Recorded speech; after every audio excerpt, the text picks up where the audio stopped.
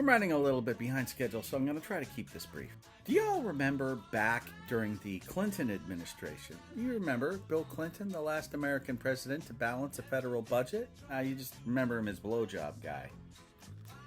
Anywho, he and First Lady Hillary Clinton tried to pass comprehensive health care reform, and it included health insurance reform and also a public option.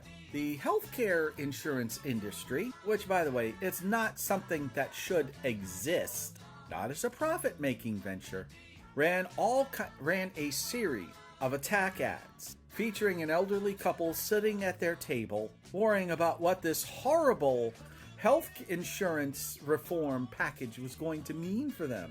And the one thing that they seemed to harp on over and over again, the one that seemed to resonate, was the concept of death panels. You know, panels that would decide whether somebody's health care was worth sinking all the cash into. Forgetting, of course, that all HMOs and health insurance agency already had death panels.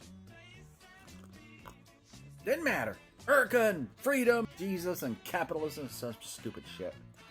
So, spoiler alert, we did not get any kind of health insurance reform during the Clinton administration. Shit only got worse under the George W. Bush administration. By the time Obama swept into office, the entire healthcare industry was on the verge of collapse because HMOs and health insurance agencies were allowed to put yearly caps, deny care for pre-existing conditions, which by the way would kick in any time that your place of employment negotiated a new contract with a new company. Ask me how I found that out.